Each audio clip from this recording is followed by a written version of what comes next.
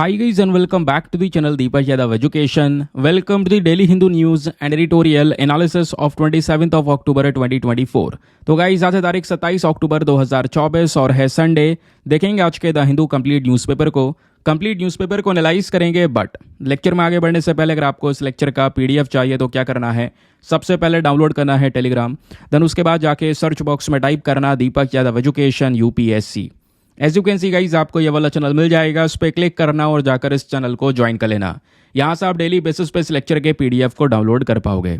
Now हमेशा की तरह हम लोग अपने लेक्चर को एक मैप के क्वेश्चन के साथ स्टार्ट करेंगे। तो आज आप सभी को मैप में जाकर देखना है असोला भट्टी वाइल्ड लाइफ सेंचुरी को कहाँ पर है एग्जैक्टली लोकेटेड, इसको अच्छे से मैप में देखना। देन उसके बाद आकर नीचे कॉमेंट सेक्शन में टाइप करना, जिससे कि आप लोग इसको लंबे समय तक याद रख पाओगे।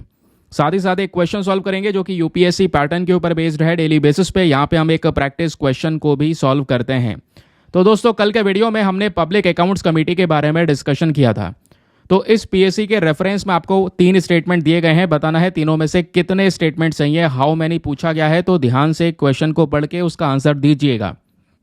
सबसे पहला स्टेटमेंट बोलता है पब्लिक अकाउंट कमेटी का मेन फंक्शन क्या है। मेन फंक्शन एग्जैक्टली यह है कि जो हमारा comptroller and auditor general of India होता है, उसकी ऑडिट रिपोर्ट पार्लियामेंट में प्रेजेंट की जाती है। उसी रिपोर्ट को एग्जामिन करने का काम पीएसी का है। दूसरा स्टेटमेंट बोलता है पीएसी में टोटल 22 मेंबर्स प्रेजेंट होते हैं। तीसरा स्टेटमेंट बोलता है कि इस कमेटी के जो चेयरपर्सन है वो हमेशा रूलिंग पार्टी से ही बिलोंग करते हैं। तो बताइए तीनों में से कितने स्टेटमेंट सही हैं। ऑप्शन नंबर ए केवल 1, बी केवल 2, सी केवल 3 या फिर डी सारे के सारे गलत हैं। तो दोस्तों यहां पर इसका आंसर सभी को नीचे कमेंट सेक्शन में देना है। तो चलिए शुभारंभ करते हैं और चलते हैं सबसे पहले थंबनेल वाले इंपॉर्टेंट आर्टिकल की तरफ। जैसा कि आपको पता है आज संडे है और संडे होता है हमारा हमेशा रिवीजन डे। हमेशा तो नहीं, पिछले संडे से ये रिवीजन डे शुरू किया है। तो पिछले संडे भी हमने पूरे सप्ताह का रिवीजन किया था। आज भी दोस्तों हम पूरे वीक का रिवीजन करने वाले हैं। तो जो लोग मेरे साथ में ऑलरेडी कई सारे वीडियो कवर कर चुके हैं पिछले पूरे सप्ताह में, उनका एक प्रॉपर रिवीजन होगा, क्योंकि ऑब्वियस ही बात है हमारा जो प्रिपरेशन होता है उसमें रिवीजन एक ऐसा पार्ट है जो एक अहम हिस्सा होता है। लेकिन होता क्या है, कई बार हम स्किप कर देते हैं और कई बार लोगों को आप देखते होंगे वो बताते भी होंगे कि यार मेरा सिलेक्शन इसलिए नहीं हुआ क्योंकि मैं रिवीजन नहीं कर पाया था। तो रिवीजन एक इम्पॉर्टेंट पार्ट है, तो उसको हमने इंक्लूड कर दिया है। डेली तो नहीं कहेंगे, हर संडे यहाँ पर ये वीडियो आपको मिलता रहेगा।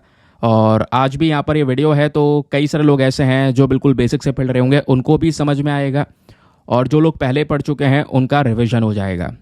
ठीक है, तो एक ही घंटे के अंदर अंदर हम काफ़ी कुछ कवर करने वाले हैं, लेकिन थोड़ा तेज़ी से पढ़ने की कोशिश करेंगे क्योंकि बहुत कुछ कवर करना है। तो चलिए दोस्तों, हमेशा की तरह शुरुआत करेंगे अपने एक नए वाले आर्टिकल के साथ में जो थंबनेल में प्रेजेंट है। द मुकाब की बात हो रही है। मुकाब दुनिया का एक बहुत बड़ा बिल्डिंग तैयार किया जा रहा है सऊदी अरेबिया में। वैसे ये जो प्रोजेक्ट है इसकी शुरुआत या इसकी लॉन्चिंग कह सकते हैं लास्ट ईयर 2023 में फरवरी के मंथ में की गई थी। नाउ फाइनली यहाँ पर ये जो कंस्ट्रक्शन है इस बिल्डिंग का वो शुरू हो चुका है, जिस वजह से अखबारों में इस आर्टिकल को कवर किया जा रहा है। तो एग्जाम के लिए एक रेलिवेंट टॉपिक है, चाहे वो टाइम्स ऑफ इंडिया हो चाहे वो इंडियन एक्सप्रेस ही क्यों ना हो, क्योंकि इंडियन एक्सप्रेस का भी बहुत सारा डेटा आपको देखने को मिलेगा इस आर्टिकल में। उसके अलावा बिजनेस टुडे ऐसे आपको ढेरों आर्टिकल देखने को मिलेंगे कि सऊदी अरेबिया कंस्ट्रक्ट कर रहा है द मुकाब, एक $50 बिलियन का प्रोजेक्ट, एक बहुत मैसिव प्रोजेक्ट आपको ये देखने को मिलेगा। इतना बड़ा प्रोजेक्ट है कि इसमें 20 एम्पायर स्टेट बिल्डिंग्स भी आ सकती हैं। तो दुनिया का एक सबसे बड़ा बिल्डिंग का टैग भी इसको दिया जा रहा है और इसका जो कंस्ट्रक्शन है वो शुरू हो चुका है सऊदी अरेबिया में। बेसिकली ऐसे आर्टिकल्स आपने देखे होंगे। तो यहाँ पे जो हम वर्ड यूज़ कर रहे हैं ना, द मुकाब, ये किस लिए यूज़ किया जा रहा है दोस्तों, ये सुनिए।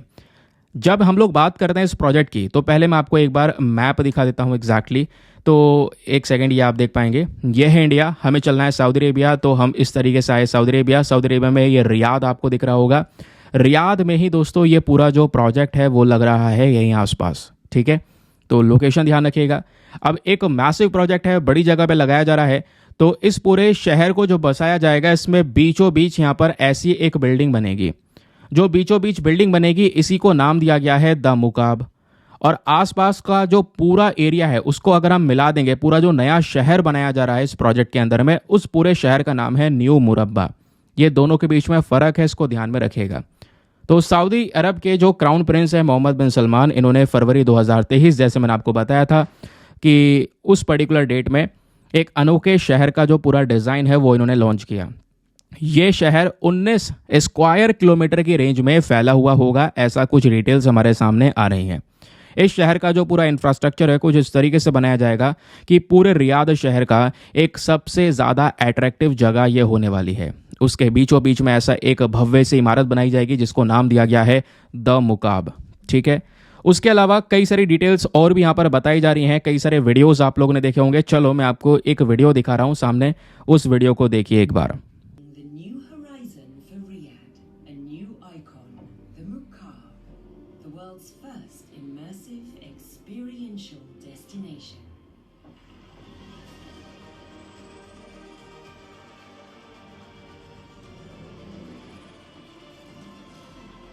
A gateway to another world. Step inside and it's unlike anything you've ever seen, at a scale that's unprecedented. Big enough to hold 20 Empire State Buildings, where you and those around you enter a new reality, transporting you to Mars one day and magical worlds the next, where your retail experience is completely reimagined, and hospitality, leisure, and entertainment reach new levels, all in breathtaking, ever-changing environments. This is the new face of Riyadh. Experience a new horizon. तो वैसे तो आप लोगों ने maximum चीज़ें इसी video के अंदर में देख ली होंगी इस सिटी के बारे में। तो अगर हम लोग बात करते हैं इस पूरे शहर की, तो इसमें एक बहुत बड़ा रिहायशी इलाका होने वाला है। Hospital, retail market, hotel, museum, theatre, ये सभी चीज़ें यहाँ पे प्रेजेंट होंगी। और कई सारे घर प्रेजेंट होंगे जिसमें लगभग 1,04,000 से ज़्यादा जो परिवार हैं वो रह सकते हैं। 9,000 से ज़्यादा होटल बनाए जाने वाले हैं। उसके अलावा 1.4 मिलियन वर्ग मीटर में एक ऑफिस स्पेस बनाया जाएगा, ये भी यहाँ पे बताया जा रहा है। उसके अलावा दोस्तों इस पूरे शहर को देखोगे तो इसमें वर्चुअल टेक्नोलॉजी का यहाँ पे यूज़ होने वाला है। सवाल यहाँ पर यह है, ऐसा क्यों इतना सारा पैसा खर्चा जा रहा है? इसके पीछे का रीज़न यहाँ पे क्या हो सकता है? रीज़न दोस्तों यहाँ पर कुछ रिपोर्ट्स बताती हैं, जैसे आप देख पाएंगे दैनिक भास्कर की यहाँ पर डेटा है, यह रिपोर्ट है। और इसमें यहाँ पे बताया जा रहा है कि सऊदी अरेबिया के पास में जो ऑयल रिजर्व है यही मेन चीज़ है। जैसे आज के समय पर बहुत सारी आपको अरब कंट्रीज नजर आएंगी, उनके पास में भरपूर मात्रा में तेल प्रेजेंट है ना, जिसको हम लोग बोलते हैं कच्चा तेल। अब उसी को वो बेचते हैं, उसी को रिफाइन करके पेट्रोल बनता है। दुनिया भर की कंट्रीज़ यहाँ पे उसको परचेज कर रही हैं। और कहीं ना कहीं सऊदी अरब ऑयल रिजर्व वाले देशों में दुनिया में दूसरे नंबर पर आपको देखने को मिलेगा। अभी सऊदी अरेबिया की जो टोटल कमाई है, टोटल इनका रेवेन्यू अगर हम देखेंगे तो उसमें 80%, 80% रेवेन्यू केवल और केवल यही ऑयल बेचकर आता है। तो तेल की वजह से ही सऊदी ने बहुत ज़्यादा तरक्की की है, ऐसा यहाँ पर आपको देखने को मिल जाते हैं। बहुत सारे ऐसे कंट्रीज़ आपको नजर आएंगे। तो जो कह सकते हैं एक रिपोर्ट है बुकिंग्स इंस्टीट्यूट की रिपोर्ट, वो ये कहती है कि 2040 से सऊदी का जो तेल है, उस तेल से होने वाली सऊदी की कमाई जो है, क्योंकि हम लोग ये देख पा रहे हैं 80% कमाई सीधा यहाँ से आ रही है, तो ये कमाई धीरे धीरे करके घटने लगेगी 2040 के बाद से, ये भी रिपोर्ट्स का कहना है। फिर कुछ रिपोर्ट्स मेंशन करती हैं अगले 60 ईयर्स में अगर हम देखेंगे तो सऊदी अरब का जो तेल है वो ख़त्म होना शुरू होगा। तो ऐसे में ऑब्वियस ही बात है, रेवेन्यू जनरेशन के दूसरे और भी कई सारे ऑल्टरनेटिव्स होने चाहिए। तो कमाई के जो दूसरे साधन है दोस्तों, इसी की खोज में जो क्राउन प्रिंस मोहम्मद बिन सलमान है, इन्होंने 2017 में नियोम नाम का जो प्रोजेक्ट है ये शुरू किया था। और इस प्रोजेक्ट का मकसद क्या है? इकोनॉमी को रीशेप करना, फ्यूचर के लिए यहाँ पर चीज़ों को मेंटेन करके चलना। तो ये जो वर्ड है ना नियोम, NEOM, ये शब्द ग्रीक और अरबी शब्द से बना हुआ है। इसका मतलब है भविष्य। तो यहाँ पे जो न्यू मुरब्बा नाम का पूरा प्रोजेक्ट तैयार हो रहा है, शहर तैयार हो रहा है, ये शहर इसी नियोम प्रोजेक्ट का हिस्सा है। ये भी जो डिटेल्स है हमारे सामने प्रेजेंट है। ध्यान रखिएगा, एग्जाम के लिए काफ़ी कुछ रेलिवेंट हो सकता है इसके बारे में। वैसे अगर मैं आपको बताऊं तो प्रोजेक्ट अपने आप में बहुत मैसिव है, लाखों करोड़ों रुपए का खर्चा आने वाला है। और ऐसे इतिहास में भी कई सारे जो प्रोजेक्ट्स वो बनाए जा चुके हैं, लेकिन कुछ प्रोजेक्ट्स बड़े फेलियर भी साबित हो चुके हैं। अगर हम एक और चीज़ या दूसरा पहलू देखें इसका, तो जैसे अगर हम एग्जाम्पल के तौर पे देखेंगे तो म्यांमार की जो नई राजधानी है नेपिडो नाम की, इसको यहाँ पे तैयार किया गया था। पिछले कुछ दशकों में ऐसा एक बहुत मेगा प्रोजेक्ट म्यांमार ने तैयार किया, लेकिन सोचा यहाँ पे लोग आएंगे रहने के लिए, है ना, उसके अलावा यहाँ पर ये एरिया डेवलप होगा, लेकिन दोस्तों होता क्या है कि इतने हज़ारों 30,000 करोड़ रुपए खर्च करने के बाद भी वहाँ पे कोई रहने नहीं गया। इस वजह से उसको घोस्ट कैपिटल भी आज हम कहते हैं। ऐसे कई सारे प्रोजेक्ट्स के एग्जाम्पल आपको देखने को मिल जाएंगे, चाहे वो कह सकते हैं चाइना का एक घोस्ट सिटी हो गया या दुबई का नकील हार्बर एंड टावर हो गया। ऐसे बहुत सारी चीज़ें यहाँ पे प्रेजेंट हैं, ये डिटेल्स अपने सामने प्रेजेंट हैं। ठीक है, तो चलिए आगे आते हैं और चलते हैं अगले आर्टिकल पर। लेकिन अगले आर्टिकल पर बढ़ने से पहले दोस्तों एक इंपॉर्टेंट इन्फॉर्मेशन, अगर आप लोग हमारे पेड ग्रुप्स को ज्वाइन करना चाहते हैं तो आपके पास में बढ़िया मौका है इसको ज्वाइन करने के लिए। यहाँ पर आपको डेली बेसिस पे करंट नोट्स के पीडीएफ वगैरह प्रोवाइड करवाए जाते हैं। फॉर एग्जाम्पल जो भी हम डिटेल्स यहाँ पे डिस्कस करते हैं वो सब डिटेल्स एक सिंपल से पीडीएफ में प्रोवाइड करवाई जाती है, जिसका प्रिंट आउट वगैरह आप निकलवा सकते हैं, यानी एक प्रिंटेबल फॉर्म का पीडीएफ जो हिंदी और इंग्लिश दोनों भाषाओं में आपको प्रोवाइड करवाया जाता है। एक ऐसा ग्रुप आपको ज्वाइन करवा दिया जाता है जहाँ पे करंट अफेयर का सभी कंटेंट प्रेजेंट है, तो करंट अफेयर के नोट्स बनाने की टेंशन, डिटेल्स इकट्ठी करने की टेंशन आपकी खत्म हो जाती है, क्योंकि सब डिटेल्स एक ही जगह पे प्रोवाइडेड करवा दी जाती है। और ग्रुप को ज्वाइन करने का जो फी पेमेंट है वो बहुत ही मिनिमम है, just 499 for the lifetime access. जब तक आपका सिलेक्शन ना हो जाए तब तक आप 499 में इस ग्रुप को ज्वाइन करके रख सकते हैं। ज्वाइन करने के लिए क्या करना होगा, व्हाट्सएप पर जाना, यहाँ पर आपको एक नंबर दिया गया है 8534873368। इस नंबर पर मैसेज कर देना कि I want to join this group. वहाँ पे आपको रिप्लाई मिलेगा, पेमेंट का प्रोसेस दिया जाएगा और उससे ज़्यादा इंपॉर्टेंट आपको डेमो वीडियो का लिंक भी मिलेगा। आप पूरे डेमो वीडियो को अच्छे से चेक कर सकते हैं, देख सकते हैं कि मुझको कहाँ पर क्या फ़ायदा होएगा और अपने आप को कम्प्लीटली सेटिस्फाई करने के बाद में जाकर ये इन्वेस्टमेंट कर सकते हैं। तो चलिए अब शुरू करते हैं अपनी आज की ट्रेन को, रिविजन वाली ट्रेन तेज़ी से कवर करना शुरू करेंगे। सबसे पहला आर्टिकल जो हमने लास्ट सप्ताह की शुरुआत में कवर किया था वो ये था कि इंडिया आज के समय पर वर्ल्ड हेल्थ ऑर्गेनाइजेशन से एक सर्टिफिकेट मांग रहा है, और वो सर्टिफिकेट इसलिए मांग रहा है ताकि हमने काला अजहर के केसेस कर दिए हैं बहुत ज़्यादा कम, तो हमें यहाँ पर काला अजहर एलिमिनेट करने का सर्टिफिकेट दे दो कि हमने काला अजहर नाम की बीमारी ख़त्म कर दी है। इस वजह से काला अजहर न्यूज़ में था। तो आइए कवर करते हैं। काला अजहर की बात करते हैं तो इसको हम विसरल लेशमनियासिस के नाम से भी जानते हैं। दूसरी ये डेडलीस्ट पैरासिटिक डिजीज़ है मलेरिया के बाद में। मलेरिया भी एक पैरासिटिक डिजीज़ है ना, वैसे यहाँ पर काला अजहर भी पैरासिटिक डिजीज़ है। अब बात करते हैं काला अजहर की, तो ये एक नेग्लेक्टेड ट्रॉपिकल डिजीज़ भी है जो कई सारे देशों में पाई जाती है। नेग्लेक्टेड ट्रॉपिकल डिजीज़ वो है जो स्पेशली ट्रॉपिकल कंट्रीज़ में देखने को मिलती हैं, इसको लेकर कोई ज़्यादा अटेंशन दी नहीं जाती। उसके अलावा ये जो बीमारी है दोस्तों, इसको कई बार ब्लैक फीवर के नाम से भी जानते हैं। होती कैसे है, मैंने आपको बताया, प्रोटोजोआन पैरासाइट की वजह से होती है। प्रोटोजोआन पैरासाइट की वजह से। ये पैरासाइट फैलाता कौन है, जैसे कई सारी बीमारियां बैक्टीरिया, वायरस से होती हैं, उसी प्रकार से प्रोटोजोआ भी ऐसे ही है जिसकी वजह से ये बीमारी फैलती है।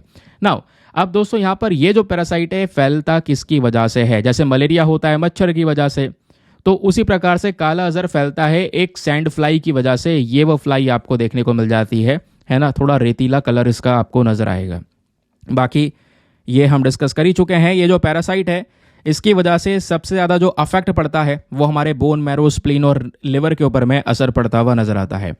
काला अजहर से रिलेटेड अगर हम लोग कुछ और चीज़ें देखेंगे तो इसमें यहाँ पर दोस्तों बताया जाता है ये जो डिजीज़ है ये ज़्यादातर जो गरीब लोग हैं उनके ऊपर में बुरा असर डालती है, जिनको अच्छा खाना नहीं मिल पा रहा है, जिनकी हेल्थ अच्छी नहीं है, पुअर हाउसिंग है, इम्यून सिस्टम काफ़ी कमज़ोर है, या फाइनेंशियल रिसोर्सेज की काफ़ी ज़्यादा कमी है।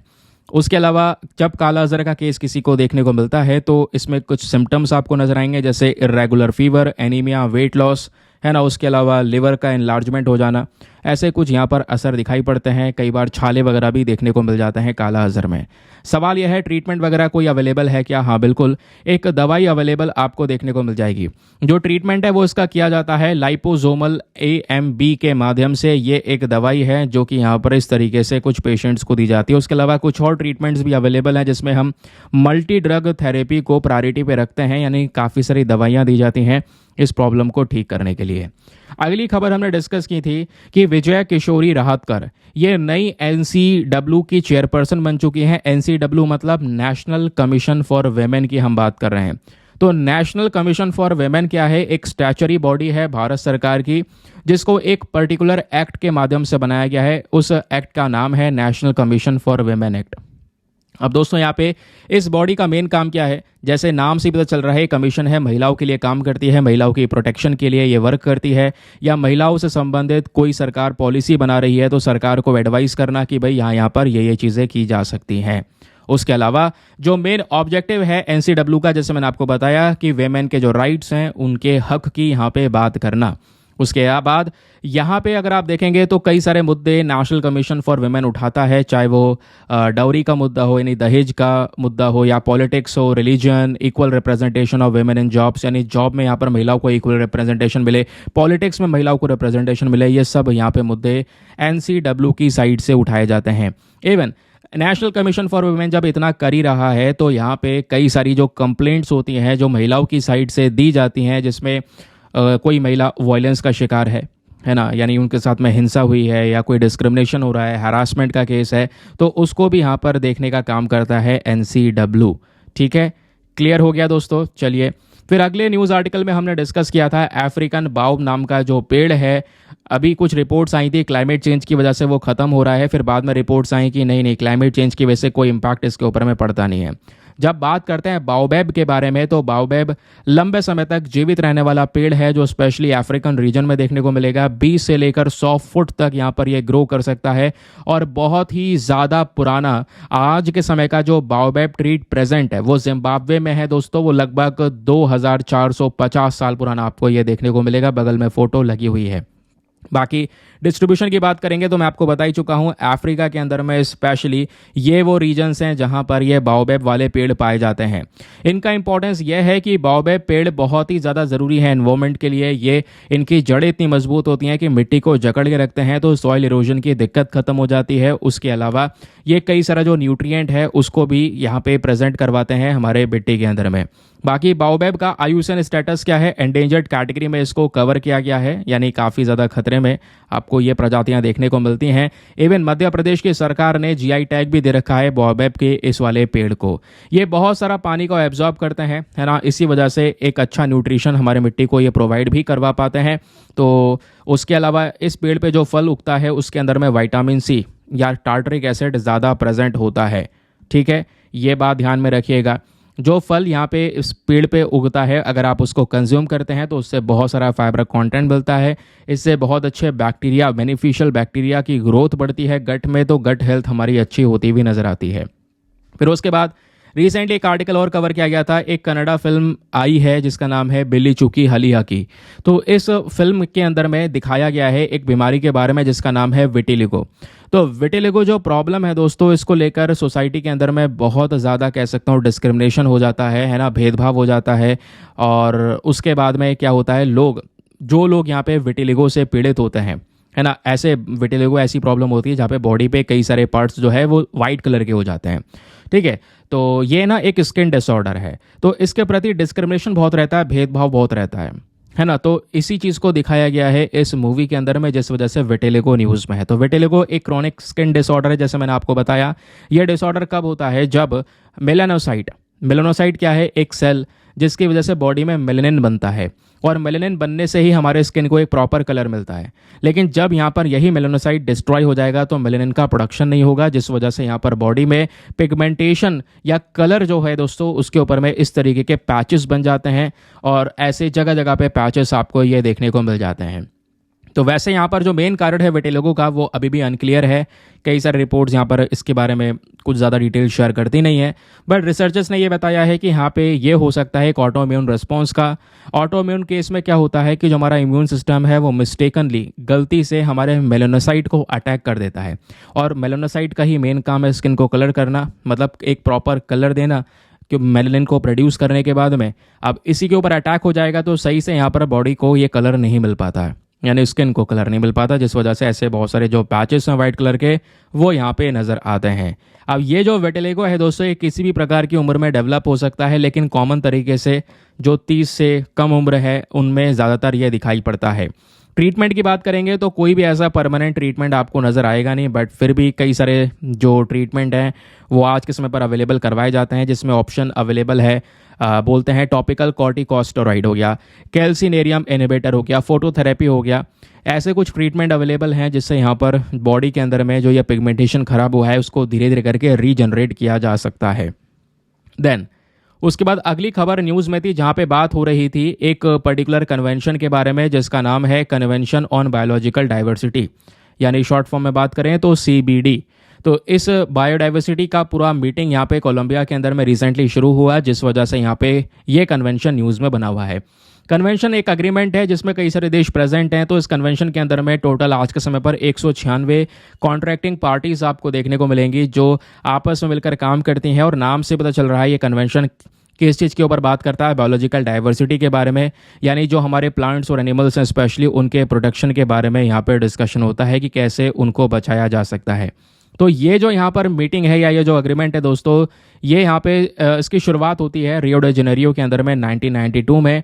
उसके बाद यहाँ पे इस अग्रीमेंट के मेन 3 ऑब्जेक्टिव्स आपको नजर आएंगे। सबसे पहला क्या है, हमारा जो बायोलॉजिकल डाइवर्सिटी है, वही मैंने आपको बताया, जो प्लांट्स और एनिमल्स की स्पीशीज़ है उसकी प्रोटेक्शन प्रोवाइड करवाना, उसकी सुरक्षा करना, या बायोलॉजिकल डाइवर्सिटी का सस्टेनेबल तरीके से यूज़ करना, या यहाँ पे कह सकते हैं जितने भी जेनेटिक रिसोर्सेज है उसका प्रॉपर तरीके से यूटिलाइजेशन करना। इसमें आपका इकोसिस्टम, स्पीशी, जेनेटिक रिसोर्सेज, ये तीनों के तीनों कवर हो जाते हैं। इस कन्वेंशन का जो मेन हेडक्वार्टर है वो मॉन्ट्रियल कनाडा में आपको देखने को मिल जाता है। अदरवाइज इसके अलावा कुछ नहीं पड़ना। फिर रिसेंटली दोस्तों कामेंग नदी चर्चाओं में बनी हुई थी। अरुणाचल प्रदेश से एक केस निकल कर आया था जहाँ पे इंडियन एयरफोर्स के हवलदार एंड उनके 14 साल का बेटा, ये दोनों यहाँ पर इस नदी के अंदर में भारी बहाव में बह गए थे, जिस वजह से यहाँ पर ये कामेंग रिवर चर्चाओं में थी। कामेंग नदी की जब बात करते हैं तो ब्रह्मपुत्र नदी की ही एक सहायक नदी है, यानी ट्रिब्यूटरी है। कामेंग नदी दोस्तों अरुणाचल प्रदेश और असम में बहती हुई नजर आती है। इसको कई सारी जगह पर जिया भराली के नाम से भी जानते हैं, यानी असम में स्पेशली इस नाम से भी यहाँ पर जाना जाता है। तो ये आप देख पाएंगे, ये है वो कामेंग रिवर, ठीक है। ऊपर ये यहाँ पे हमारा अरुणाचल प्रदेश वाला रीजन है और इस तरीके से वो असम में एंटर करती है और उसके बाद में जाके ब्रह्मपुत्र नदी में ये जाके मिल जाती है। तो ध्यान में रखिएगा, तो ब्रह्मपुत्र नदी में मिल जाती है, इस वजह से ब्रह्मपुत्र नदी की सहायक नदी है।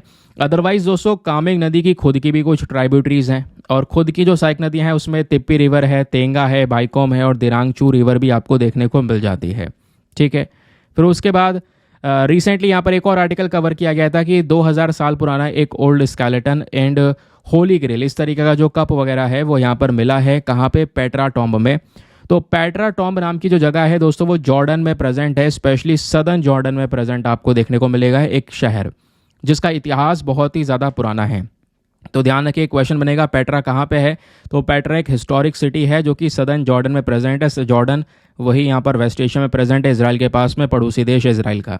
तो पेट्रा जो है दोस्तों, इसको बनाया गया था, इस पूरे शहर को 312 ईस्वी में डेवलप किया गया। लगभग 2000 साल पुराना शहर है ये। एक समय पर जो नेबेशंस पीपल हुआ करते थे उनका कैपिटल हुआ करता था और नेबेशन का जो पूरा शासन या रूल चला करता था उस समय पर जो पेट्रा नाम की जगह है दोस्तों, ये एक इम्पॉर्टेंट जगह मानी जाती थी व्यापार के मामले में, यानी कि मसालों का व्यापार यहीं से हुआ करता था। फिर रोमन्स आए, रोमन्स ने यहाँ पर पूरी तरह से पेट्रा को कॉन्क्वर कर लिया 106 एसी में और इन्होंने इस टेरिटरी को यहाँ पर रोमन प्रोविंस में यहाँ पर डेवलप कर दिया। लेकिन फिर उसके बाद दोस्तों यहाँ पर चीज़ें बदलती रहीं, शासन बदलते रहे। रोमन्स ने यहाँ पर जो अपनी मतलब पावर है वो लूज़ कर दी और ये जो पेट्रा है ये चला गया इस्लाम के पास में। उसके बाद यहाँ पर इस तरीके से जो काफ़ी सारे बदलाव है वो होते चले गए। पेट्रा में जो मेन फीचर है यहाँ की बिल्डिंग्स वगैरह हैं जो कि स्पेशली चट्टानों में आप देख पाओगे, पीछे पूरा का पूरा पहाड़ बना रखा है। अब इस पहाड़ में ही यहाँ पर नक्काशियाँ करके, इस पहाड़ की कटाई करके ही इसमें कई सारी जो बिल्डिंग्स हैं या कई सारे यहाँ पर जो स्ट्रक्चर्स हैं वो डेवलप कर रखे हैं। ये पेट्रा की खास बात है। और सबसे इंपॉर्टेंट बात दोस्तों यह है कि पेट्रा को यूनेस्को वर्ल्ड हेरिटेज साइट में कवर किया गया है, वो भी 1985 से। ये इसी पर्टिकुलर लिस्ट में प्रेजेंट है। देन अभी रिसेंटली एक ट्राइब न्यूज़ में थी जिसका नाम है सोलीगा ट्राइब। आइए फटाफट डिस्कस करते हैं क्योंकि ड्रिंकिंग वाटर का इशू यहाँ पे इन ट्राइबल कम्युनिटीज़ में देखने को मिला। सोलीगा ट्राइब को हम कई बार सोलेगा के नाम से भी स्पेल करते हैं, ठीक है। अब होता यह है कि ये ना एक इंडिजीनियस ट्राइब आपको देखने को मिल जाती है जो स्पेशली तमिलनाडु और कर्नाटका के अंदर में रहते हैं। तमिलनाडु और कर्नाटका, ध्यान रखिएगा, ये जो टर्म है ना सोलीगा, इसका मतलब होता है चिल्ड्रन ऑफ बैम्बू। ये यहाँ पे दर्शाता है कि सोलीगा ट्राइबल कम्युनिटी का जो रिलेशनशिप है नेचर के साथ में, जंगल के साथ में, वो कितना ज़्यादा गहरा है। ये पहली ट्राइबल कम्युनिटी आपको देखने को मिलेगी जो specially Biligiri Rangaswamy temple tiger reserve में है, जिनको अपने फॉरेस्ट राइट ऑफिशियल तौर पर प्रोवाइड करवाए गए। 2011 की जो जनगणना है उसके अकॉर्डिंग जो पॉपुलेशन है सोलीगा ट्राइब की वो लगभग 33,871 के आसपास कर्नाटका में है और 5,965 के आसपास आपको तमिलनाडु में ये देखने को मिल जाती है। भाषा की बात करेंगे तो यहाँ पर एक भाषा का इस्तेमाल करते हैं, एक द्रविडियन लैंग्वेज, जिसका नाम है शोलोगा। वही यहाँ पर इनके थ्रू बोली जाती है, लेकिन क्योंकि कर्नाटका और तमिलनाडु में स्पेशली इनकी पॉपुलेशन है तो कुछ लोग कन्नड़ा और तमिल भी यहाँ पर बोल लेते हैं। इकॉनमी की बात करेंगे तो ज़्यादातर यहाँ पे कह सकते हैं खेती बाड़ी करना, फॉरेस्ट से जो भी प्रोड्यूस हो रहा है उसी का यूज़ करके यहाँ पे ये लोग अपना जीवन व्यतीत करते हैं। फिर उसके बाद दोस्तों रिसेंटली आपको पता होगा LM-2500 मैरिन इंजन न्यूज़ में था, क्योंकि यहाँ पे जो हमारे पास में NGMV है, that is next generation missile vessel, ये मिसाइल वेसल तैयार हो रहे हैं और अभी कुछ साल बाद ये मिसाइल वेसल हमारे पास में प्रेजेंट होंगे 2027 तक। तो इस वेसल के अंदर में USA से परचेज किया गया है LM-2500 मैरिन इंजन। ये इंजन इन वेसल्स यानी जहाज़ों में लगाया जाएगा। वेसल मतलब जहाज़ ही होता है। ये लड़ाकू जहाज़ यहाँ पे तैयार किए जा रहे हैं दोस्तों, जिसमें कई सारे प्रकार के वेपन्स लगे होंगे। ये इंडियन नेवी के लिए रेडी हो रहे हैं। तो 6 ऐसे वेसल्स हम तैयार कर रहे हैं, जिसको तैयार कर कौन रहा है? सरकार के थ्रू चलाई जाने वाली बॉडी, जिसका नाम है कोचिन शिपयार्ड लिमिटेड। शिपयार्ड क्या होता है? जहाँ पे ये जहाज़ वगैरह बनते हैं, रिपेयर करवाए जाते हैं। तो यहाँ पे इसको बनाया जा रहा है। इसमें जो कॉस्ट लगभग 9,805 करोड़ रुपए की लग रही है। इन जहाज़ की जो डिलीवरी होने वाली है वो मार्च 2027 से होती हुई नजर आएगी, ऐसा रिपोर्ट्स का कहना है। जो इम्पोर्टेंट एक प्राइमरी रोल है इन जहाज़ का वो यही है कि भाई जैसा लड़ाकू जहाज़ होता है ना, जिसमें बहुत सारे वेपन्स लगे हुए होते हैं, वो वाली फैसिलिटी यहाँ पे प्रोवाइड करवाना। ये जो शिप आपको देखने को मिलेगा इसमें बहुत सारी कैपेबिलिटी है कि मैरिन स्ट्राइक वगैरह कर सकता है ना। उसके अलावा कोई और ऑपरेशन चलाने हो तो उसको भी यहाँ पर ये चला सकता है। उसके बाद फिर रिसेंटली आपको पता होगा लॉन्ग बिल्ड वल्चर न्यूज़ में आपको देखने को मिलेगा, क्योंकि ये जो वल्चर, ये जो गिद्ध की प्रजातियाँ हैं, इनका एक बहुत बड़ा कह सकते हैं जो पॉपुलेशन इंक्रीज़ है वो यहाँ पे मुदुमलाई टाइगर रिजर्व में देखने को मिला। एक्चुअली में होता यहाँ पर यह है कि ये जो वल्चर है दोस्तों, इसको क्रिटिकली एंडेंजर्ड कैटेगरी में कवर किया गया है। ये प्रजाति बहुत ही ज़्यादा खतरे में है, बट इनकी पॉपुलेशन थोड़ी सी इंप्रूव हुई है, ऐसा यहाँ पे बताया जा रहा है। और अभी के समय पर बताया ये भी जाता है कि एशियन रीजन में ये एक ओल्ड वर्ल्ड वल्चर आपको देखने को मिलेगा, और इसको हम यहाँ पर इंडियन वल्चर भी बोलते हैं। इस वल्चर को अगर आप देखते हैं तो इसकी गर्दन जो है ना, वो मतलब ये जो आपको इसका नेक आपको देखने को मिल जाएगा वो थोड़ा सा छोटा सा है, लेकिन इसकी जो बीक है, जो इसकी चोंच है, वो यहाँ पे काफ़ी ज़्यादा लंबी सी नज़र आती है। उसके अलावा ये मीडियम साइज़ के होते हैं, और जो भी यहाँ पे डेड बॉडीज़ होती हैं दूसरे जानवरों की, उसको ख़त्म करते हैं, उसको खाने का काम करते हैं, जिसकी वजह से उस डेड बॉडी से फैलने वाली जो बीमारियाँ हैं वो नहीं फैलती। उसके अलावा इस लॉन्ग बिल्ड वल्चर की जो स्पीशी है दोस्तों, इसमें जो फीमेल स्पीशी है वो साइज़ में छोटी होती है मेल्स के कंपैरिजन में। हैबिटेट की बात करेंगे तो ये long billed vulture usually savanna वाले रीजन में आपको देखने को मिल जाते हैं, और ज़्यादातर आज के समय पर भारत, पाकिस्तान और नेपाल वाले रीजन में आपको ये वल्चर की स्पीशी देखने को मिलती है। IUCN स्टेटस ध्यान रखिएगा, ये कहाँ पर है, मतलब क्रिटिकली एंडेंजर्ड कैटेगरी में इनको कवर किया गया है, यानी पॉपुलेशन काफ़ी खतरे में है। वल्चर की सभी पॉपुलेशन काफ़ी खतरे में है, क्योंकि कई सारे कारण की वजह से ये वल्चर्स आज के समय पर ख़त्म से हो चुके हैं।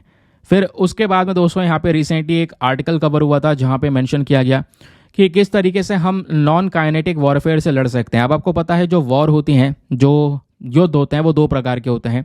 एक होता है काइनेटिक वॉरफेयर, एक होता है नॉन काइनेटिक वॉरफेयर। दोनों के बीच में फ़र्क क्या है ये समझिए। काइनेटिक वॉरफेयर के अंदर में सीधा हथियारों का इस्तेमाल किया जाता है, जहाँ पे आर्मी आमने सामने उतरी हैं और हथियार चल रहे हैं, और उसके बाद यहाँ पे कई लोगों की जान जा रही होती है। लेकिन जो नॉन काइनेटिक वॉरफेयर है दोस्तों, यहाँ पे किसी हथियार का, किसी प्रकार के हथियार का यूज़ नहीं हो रहा है। नॉन काइनेटिक वॉरफेयर के अंदर में हम केवल और केवल इस्तेमाल करते हैं किसका? टेक्नोलॉजी का। नॉन काइनेटिक वॉरफेयर में किसी देश के ऊपर में साइबर अटैक कर दो, उसके अलावा साइबर अटैक के अलावा दोस्तों वहाँ पे इन्फॉर्मेशन मैनिपुलेशन कर दो, गलत इन्फॉर्मेशन फैला दो किसी चीज़ को लेकर, जिससे दंगा भड़क जाए, इकोनॉमिक सैंक्शन लगा दो, यानी एक देश को बिना मारे तबाह करना, ये यहाँ पे नॉन काइनेटिक वॉरफेयर में आता है। तो ये 2 प्रकार के वॉरफेयर्स आपको नज़र आते हैं, ध्यान रखिएगा, ठीक है। यहाँ पे जो हमारा नॉन काइनेटिक वॉरफेयर है, इसमें मिलिट्री का कोई एक्शन नहीं होता है। यहाँ पे बेसिकली कह सकते हैं साइबर अटैक करना, हैकिंग करना, एक देश को यहाँ पर हैकिंग के माध्यम से बर्बाद करना, ये सब इनके ऊपर में एक स्पेशल फोकस रहता है, ठीक है। चलिए आगे आते हैं। फिर उसके बाद दोस्तों यहाँ पर एक न्यूज़ आर्टिकल हमने ये कवर किया था कि सुप्रीम कोर्ट का एक स्टेटमेंट आया था, जो सेक्युलरिज्म है ये भारतीय संविधान का एक अहम हिस्सा है। ये बात यहाँ पे सुप्रीम कोर्ट ने बोली थी कि भाई क्योंकि बात ये हो रही थी, एक पिटीशन सुप्रीम कोर्ट में डाला गया था, जिसमें मेन मांग ये की गई थी कि जो हमारे संविधान का प्रियम्बल वाला हिस्सा है, इसमें जो वर्ड है सोशलिस्ट और सेक्युलर, इन वर्ड को हटा दिया जाए। तो उसी को लेकर ये आर्टिकल पब्लिश हुआ और यहाँ पे सुप्रीम कोर्ट ने बोला कि भाई आप कैसी बात कर रहे हैं, सेक्युलरिज्म कोर पार्ट है, स्पेशली सेक्युलरिज्म भारत का संविधान का बेसिक स्ट्रक्चर डॉक्ट्रिन है। आप बेसिक स्ट्रक्चर डॉक्ट्रिन के बारे में मैंने आपको बहुत डिटेल से पढ़ाया था, है ना, कि बेसिक स्ट्रक्चर डॉक्ट्रिन वो हिस्सा है जिसको हम संविधान में चेंज नहीं कर सकते। यानी संविधान में आप अमेंडमेंट्स कर सकते हैं, अमेंडमेंट्स पॉसिबल है, आपको कोई बदलाव करना हो तो आप बदलाव कर सकते हैं, लेकिन बदलाव करते वक्त ऐसा ना हो किसी के फंडामेंटल राइट्स ही वायलेट हो जाएं, किसी के यहाँ पर जीने का अधिकार ही छीन लिया हो, ऐसा ना हो। तो इस वजह से बेसिक स्ट्रक्चर डॉक्ट्रिन बनाया गया। बेसिक स्ट्रक्चर डॉक्ट्रिन में कई सारे पॉइंट्स डाले गए, जैसे यहाँ पर बोला गया आप किसी के फंडामेंटल राइट नहीं छीन पाएंगे, या फिर जो इंडिपेंडेंस ऑफ जुडिशरी है, जो हमारी जुडिशरी इंडिपेंडेंट है, या यहाँ पे हमारे पास में सेपरेशन ऑफ पावर्स है ना, लेजिस्लेटिव, एग्जीक्यूटिव, जुडिशरी, सभी की पावर्स को सेपरेट कर रखा है। तो ये सब जो चीज़ें हैं आप ये नहीं बदल सकते। तो इसी में ही दोस्तों यहाँ पे बात आती है सेक्युलरिज्म की, उसके अलावा डेमोक्रेसी की बात आती है। तो ये सब चीज़ें आप नहीं बदल सकते। कहने का मतलब है अगर गवर्नमेंट को कोई चीज़ें अमेंडमेंट करनी हो या संविधान में कोई चीज़ बदलनी हो तो वो सब कुछ बदल सकते हैं सिवाय बेसिक स्ट्रक्चर डॉक्ट्रिन के। और बेसिक स्ट्रक्चर डॉक्ट्रिन में आपका यहाँ पर सेकुलर, डेमोक्रेसी, उसके अलावा ये सारी की सारी चीज़ें आ जाती हैं जो कि यहाँ पर समय के साथ में अपडेट की गई हैं। समझ गए? चलिए, फिर उसके बाद में दोस्तों नेक्स्ट आर्टिकल में डिस्कशन हुआ था गैलेथिया बे के बारे में, है ना। गैलेथिया बे एक नया मेजर पोर्ट डेवलप हो रहा है जो कि एक बड़ा गेम चेंजर हो सकता है। अब गैलेथिया बे कहाँ पे डेवलप हो रहा है? ग्रेट निकोबार आइलैंड में। ये इंडिया का मैप है दोस्तों, ये हमारे अंडमान निकोबार आइलैंड्स हैं, ठीक है। ये ऊपर अंडमान आइलैंड्स हैं, नीचे निकोबार आइलैंड है। निकोबार आइलैंड में जो ग्रेट निकोबार वाला आइलैंड है यहीं पर आपको देखने को मिलेगा, ये है गैलेथिया बे। तो इस गैलेथिया बे पे एक पोर्ट तैयार किया जा रहा है जो अपने आप में एक मेजर पोर्ट होगा, ये बताया जा रहा है। और इस पोर्ट से बहुत सारा व्यापार हो सकेगा क्योंकि ये पोर्ट अपने आप में एक अहम जगह पर है। ये पोर्ट हमारा इंडियन ओशन के पास में प्रेजेंट है क्योंकि ये हो गया हमारा बे ऑफ बंगाल और ये हो गया हमारा अरेबियन सी और नीचे हो गया यहाँ पे हमारा इंडियन ओशन और यहीं पर आपका गैलेथिया बे प्रेजेंट है। यहाँ पे जो पोर्ट बनेगा, अगर मान लो बाहर से कोई सामान आ रहा है, उसको इधर कहीं जाना है तो बीच में सामान उतारना, दूसरे जहाज़ में चढ़ाना होता है। तो इस तरीके से ट्रांसशिपमेंट पोर्ट का ये काम करने वाला है गैलेथिया बे पे जो बन रहा पोर्ट है। तो बताया जा रहा है गैलेथिया बे पे जो पोर्ट बन रहा है ये हमारे इंडियन पोर्ट्स को बहुत मदद करेगा, हमारे एनुअली बेसिस पे बहुत सारा पैसा बचाने वाला है। उसके अलावा यहाँ पे हमारा एक बड़ा प्रेजेंस बन जाएगा क्योंकि यहाँ पे प्रेजेंस बनना ज़रूरी है। बराबर में मलक्का स्ट्रेट है, सिंगापुर के बहुत सारे पोर्ट हैं, आसपास के बहुत सारे पोर्ट आपको देखने को मिल जाते हैं। तो हमारे पास में भी यहाँ पे पोर्ट होना चाहिए, ये यहाँ पे बोला जा रहा है, जिसके ऊपर में काम शुरू हो चुका है, ठीक है। बाकी अगर आप देख पाएंगे तो मेजर पोर्ट्स की जब बात होती है तो भारत के पास में ये सभी मेजर पोर्ट्स हैं, जिसमें आपका कोलकाता हल्दिया पोर्ट है, प्रदीप पोर्ट है, विशाखापत्तनम पोर्ट है, ऐसे बहुत सारे पोर्ट्स हैं। यहीं पर हम दोस्तों अपने निकोबार आइलैंड में एक नया पोर्ट गैलेथिया बे पोर्ट बना रहे हैं, इसको तैयार कर रहे हैं। वैसे भारत के पास में अगर आप देख पाएंगे तो टोटल 12 मेजर सी पोर्ट्स आपको नजर आएंगे। एक होता है मेजर पोर्ट, नाम से पता चल रहा है मेजर पोर्ट साइज में बड़े होते हैं, एक फिर होते हैं उसके बाद माइनर पोर्ट्स यानी कि साइज में वो छोटे होते हैं। तो माइनर पोर्ट बहुत सारे हैं, 200 से ज़्यादा माइनर पोर्ट्स हमारे पास में प्रेजेंट है, बट मेजर पोर्ट्स हमारे पास में बहुत कम है।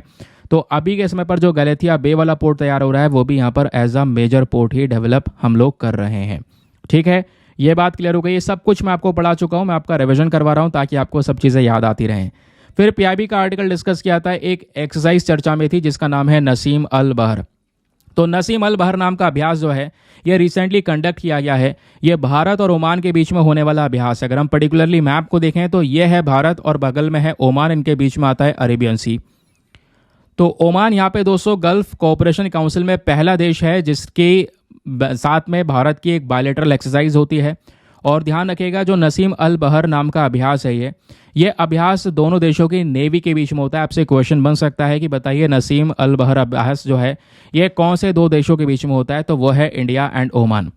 और इन दोनों देशों के बीच में होता है ताकि जो रिलेशंस हैं या कोऑपरेशंस उसको और ज़्यादा यहाँ पे मजबूत कर सके। सिंपल सी बात है, इससे डिफेंस कोऑपरेशन और ज़्यादा मजबूत होते हुए नजर आते हैं। फिर उसके बाद अगली इंपॉर्टेंट खबर यहाँ पर यह थी कि 16वीं सेंचुरी का जो कॉपर प्लेट है वो भी डिस्कवर किया गया है रिसेंटली तमिलनाडु के तिरुवल्लुर से। यहाँ पे एक मंदिर है श्री संगेश्वर टेम्पल, यहाँ से बहुत ज़्यादा पुराने कॉपर प्लेट्स पाए गए हैं जिस वजह से ये मंदिर न्यूज़ में आया। तो श्री संगेश्वर टेम्पल के बारे में जब बात करते हैं तो एक हिंदू मंदिर है जो यहाँ पे लॉर्ड शिव जी को डेडिकेट किया गया है। उसके अलावा तमिलनाडु के अंदर थिरुवल्लुर डिस्ट्रिक्ट में ये प्रेजेंट है। इस मंदिर को बनाया गया था 976 एडी में आदित्य करिकालन II के थ्रू। आदित्य करिकालन जो कि ग्रेट चोल एम्परर राजाराज चोलन के फादर हुआ करते थे, तो उनके थ्रू यहाँ पर यह टेम्पल शुरू किया गया। उसके बाद कुछ और टेम्पल्स बनवाए गए, कुछ और यहाँ पर एम्पायर्स खड़े हुए, उन्होंने थोड़ा थोड़ा काम किया। और ये जो टेम्पल आज खड़ा हुआ है दोस्तों, जिसकी हम बात कर रहे हैं, श्री सिंहेश्वर टेम्पल, इस टेम्पल को अगर आप देखेंगे तो ये द्रविडियन स्ट्रक्चर स्टाइल में बना हुआ है। अब द्रविडियन स्ट्रक्चर स्टाइल क्या होता है ये मैं आपको दिखा चुका हूँ। ऐसे स्टाइल में जो टेम्पल बनता है जहाँ पे मेन एंट्रेंस जो होता है इसको बोलते हैं गोपुरम। फिर आगे बढ़ेंगे आप तो यहाँ पे मंडप यानी कि हॉल होगा जहाँ पे प्रेयर करते हैं। बीच में गर्भगृह, यहाँ पे आप देख पाएंगे शिवलिंग रखा हुआ है, यानी कि मेन डीटी का जो स्टैचू है वो गर्भगृह में रखा जाता है। गर्भगृह को हम सैंक्टम सैंक्टोरम बोलते हैं। उसके अलावा ये हिस्सा हमारा विमान कहलाता है, ऊपर वाला हिस्सा शिखर कहलाता है। ये स्ट्रक्चर द्रविडियन आर्किटेक्चरल स्टाइल है, ध्यान रखिएगा, ये पहले मैं आपको बता चुका हूँ।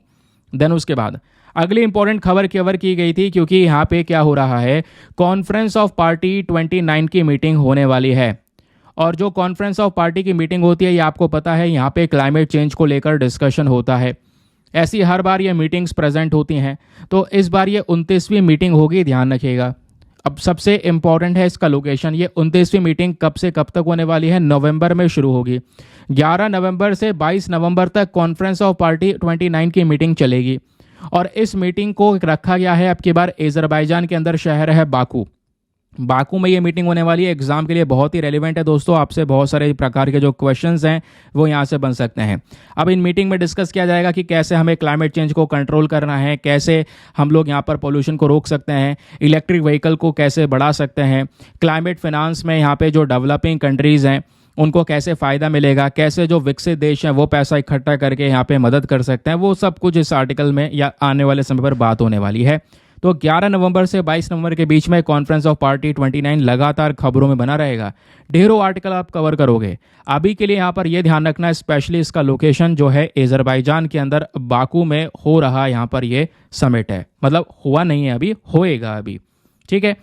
बाकी अगला आर्टिकल हमने डिस्कस किया था साइक्लोन को लेकर। तो साइक्लोन अभी के समय पर दाना, ये खबरों में बना हुआ है। तो साइक्लोन दाना दोस्तों यहाँ पर ओडिशा के ऊपर इम्पैक्ट डाल रहा है। ओडिशा में कई बारिश वगैरह भी देखने को मिली है। तो साइक्लोन दाना जो है ये ओडिशा के ऊपर में इम्पैक्ट डाला है। लेकिन क्वेश्चन ये है कि साइक्लोन दाना का नाम किसने दिया है, तो नाम आया है कतर की साइड से। कतर ने ये नाम दिया है दाना। ऐसी कई सारी रिपोर्ट्स आ रही थी, आईएमडी ने ये बताया था। बे ऑफ बंगाल वाले रीजन में ये यहाँ पे लो प्रेशर बना और उसकी वजह से यहाँ पर ये साइक्लोन आया और साइक्लोन इस पर्टिकुलर रीजन को पूरी तरह से इम्पैक्ट करेगा। ये बात यहाँ पर आईएमडी यानी कि इंडिया का मेट्रोलॉजिकल डिपार्टमेंट बोल रहा था। तो यहीं पर हमने डिस्कस किया था ट्रॉपिकल साइक्लोन्स के बारे में। तो सर ट्रॉपिकल साइक्लोन क्या होता है? जो ट्रॉपिकल रीजन में साइक्लोन आते हैं उसको ट्रॉपिकल साइक्लोन बोलते हैं। भारत में जो साइक्लोन्स आते हैं उनको ज़्यादा ट्रॉपिकल साइक्लोन ही बोला जाता है। साइक्लोन मतलब चक्रवात। अब ट्रॉपिकल रीजन कौन सा है, तो दोस्तों यहाँ पे जो हमारे नक्शे में ट्रॉपिक ऑफ कैंसर और ट्रॉपिक ऑफ कैप्रिकॉर्न के बीच का जो हिस्सा होता है उसको बोलते हैं ट्रॉपिकल रीजन। और इसी में जो साइक्लोन्स यहाँ पे आते हैं इंडिया की साइड में उसको बोलते हैं साइक्लोन यानी चक्रवात। और यही साइक्लोन, यही चक्रवात आएंगे साउथ अमेरिका की साइड तो वो कहलाएगा हरिकेन। यही चक्रवात आएगा जापान की साइड तो कहलाएगा टाइफून। यही चक्रवात आएगा ऑस्ट्रेलिया की साइड तो ये कहलाएगा विली विलीज, है ना। अब दोस्तों यहाँ पर एक लो प्रेशर बनता है नीचे, क्योंकि ये रीजन जो होता है ट्रॉपिकल रीजन ये काफ़ी ज़्यादा गर्म रहता है, वार्म रहता है। रीज़न क्या है, यहाँ पे जो सनलाइट है वो डायरेक्ट पड़ती है ना, क्योंकि बीच में इक्वेटर वाला हिस्सा है तो सन की रेज डायरेक्ट यहाँ पे पड़ती हैं। समुद्र का पानी गर्म होने से यहाँ पे दोस्तों क्या होता है, जो गर्म भाप है वो ऊपर उठने लगती है। लो प्रेशर बनता है तो गर्म हवा ऊपर उठेगी, आसपास की ठंडी हवा उस जगह को भरेगी और ये प्रोसेस यहाँ पे लगातार चलता रहता है। और यहाँ पे इसी प्रोसेस की वजह से जो ये प्रेशर पड़ता है बीच वाले सेंट्रल कॉलम के अंदर में, यहाँ पे इस रीजन को बहुत ज़्यादा कमज़ोर कर देता है। और जो हवाएं होती हैं दोस्तों वो इसके चारों तरफ बहने लगती हैं। यहाँ पे कोरोलिस फोर्स का भी प्रेजेंस होता है। आपको ध्यान में रखना है, मैं आपको बता चुका हूँ कि जब भी साइक्लोन आता है तो उसके लिए एक कंडीशन होनी चाहिए। समुद्र में जब भी साइक्लोन आएगा तो कम से कम टेम्परेचर 27 डिग्री सेल्सियस तो होना ही चाहिए। 27 डिग्री सेल्सियस से कम नहीं होना चाहिए। अगर 27 डिग्री सेल्सियस से कम है तो साइक्लोन नहीं बनेगा। ये ध्यान में रखिएगा, एग्जामिनेशन के लिए रेलिवेंट है। यानी कि पानी का गर्म होना ज़रूरी है, तभी साइक्लोन बनेगा, तभी लो प्रेशर एरिया क्रिएट होगा। बाकी भारत की जो यहाँ पे आज एक कोस्टल बाउंड्री है, यानी कि 7,516 किलोमीटर की एक लंबी बाउंड्री है जो समुद्र के साथ में हम शेयर करते हैं। एक बड़ी कोस्ट लाइन है, यहीं पर सबसे ज़्यादा साइक्लोन्स और सुनामी आती हैं। ऑब्वियस सी बात है क्योंकि वो रीजन यहाँ पे समुद्र के साथ में जुड़ा हुआ है, इस वजह से। देन उसके बाद एक न्यूज़ आर्टिकल हमने यहाँ पर यह डिस्कस किया था कि केंद्र सरकार आज के समय पर कंसेंट दे चुकी है, स्पेशली केसेस को लेकर, कॉर्निया को लेकर। देखो होता क्या है, हम लोग यहाँ पे ऑर्गन्स का ट्रांसप्लांटेशन करवाते हैं, कई बार ऑर्गन को डोनेट किया जाता है ना, अंगदान जिसको हम लोग बोलते हैं। कई बार क्या होता है, जो डेड बॉडीज़ होती हैं, डेड बॉडी का भी ऑर्गन डोनेशन होता है, लेकिन कंडीशन यह है कि डेड बॉडी की जो फैमिली है वो यहाँ पर कंसेंट देगी, अप्रूवल देगी, उसी के बाद में यहाँ पर क्या होता है, ये डोनेशन किया जाता है। तो फैमिली से पूछना बहुत ही ज़्यादा ज़रूरी है। लेकिन यहाँ पर अभी एक केस आया है जिसमें बात हो रही है कॉर्निया की। कॉर्निया हमारे आइज़ का ये वाला हिस्सा होता है, आप देख पाएंगे बिल्कुल ऊपरी भाग वाला, ये जो ऊपरी भाग है ना, इसको बोलते हैं कॉर्निया। तो यहाँ पे कॉर्निया की कमी बहुत सारे लोगों के पास में है, जो कॉर्निया की कमी से की वजह से देख नहीं पाते या प्रॉब्लम से गुजरते हैं। तो ये आर्टिकल में ये मेंशन किया गया है कि मान लो कोई डेड बॉडी है या किसी इंसान की मृत्यु हो गई है किसी कारण की वजह से, तो वैसे अगर उसका कोई भी अंग दान करना होता तो फैमिली से परमिशन लेनी पड़ती। लेकिन यहाँ पे गवर्नमेंट बोलती है कि आप उस डेड बॉडी से कॉर्निया निकाल सकते हैं, कॉर्निया निकाल के डोनेट कर सकते हैं, कॉर्निया निकाल के ज़रूरतमंद इंसान को दे सकते हैं, और इसके लिए आपको कंसेंट लेने की ज़रूरत नहीं है। इसके ऊपर काम चल रहा है, ये यहाँ पे लॉ बनाया जा रहा है।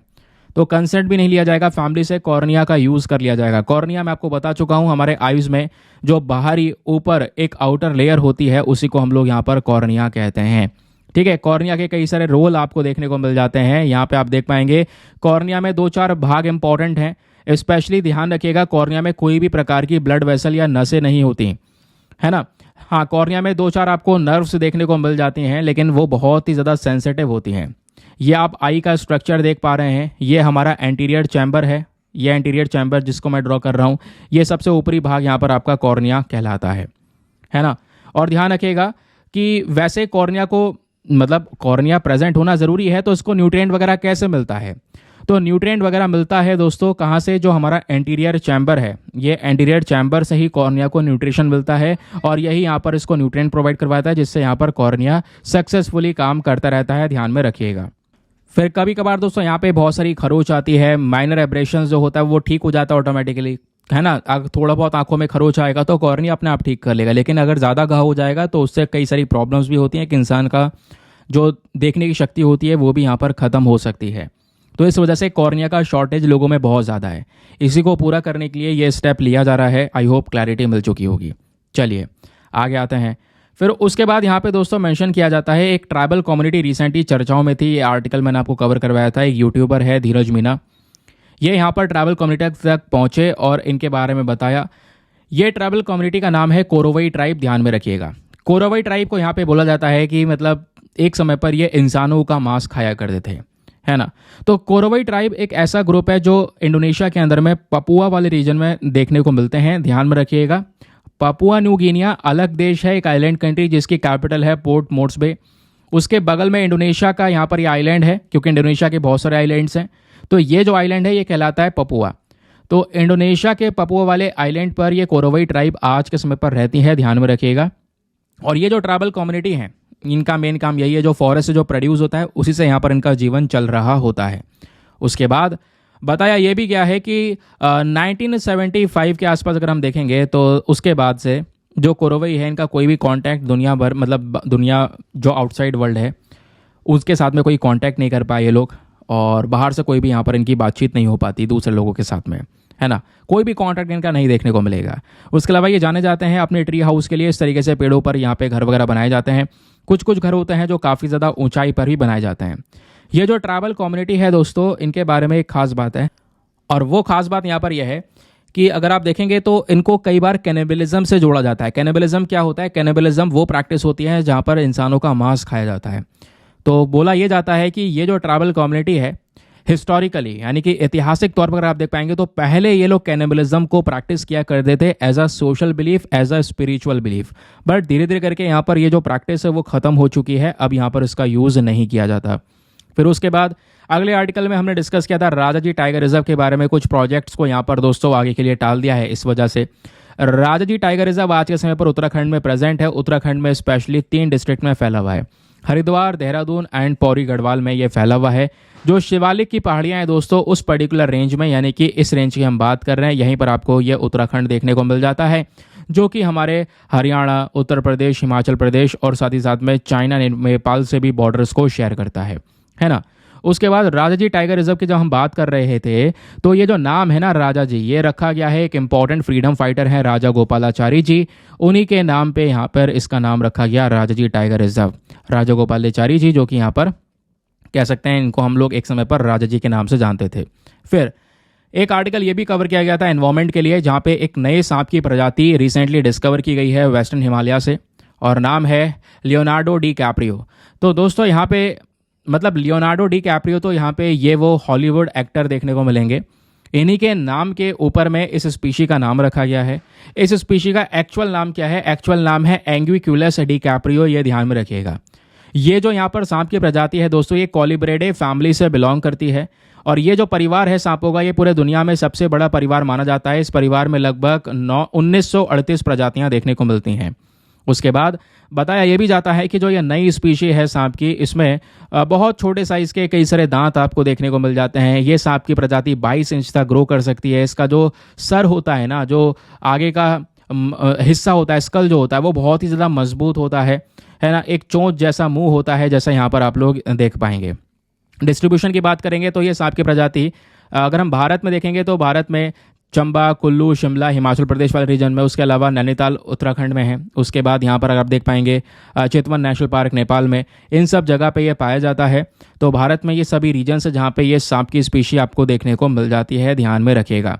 कोलब्रिडे फैमिली की मैं बात कर रहा था। कोलब्रिडे फैमिली बताया जाता है सबसे बड़ा परिवार है सांपों का, जिसमें यहाँ पे 1900 से ज़्यादा प्रजातियाँ देखने को मिल जाती हैं, जो दुनिया भर में सभी जगह पर पाई जाती हैं, स्पेशली एंटार्क्टिका वाले रीजन को छोड़ के, या कुछ ऐसे ओशनिक आइलैंड जो बहुत ही ज़्यादा अकेले हैं उनको छोड़कर बाकी सब जगह पर ये स्पीशीज़ देखने को मिलती हैं।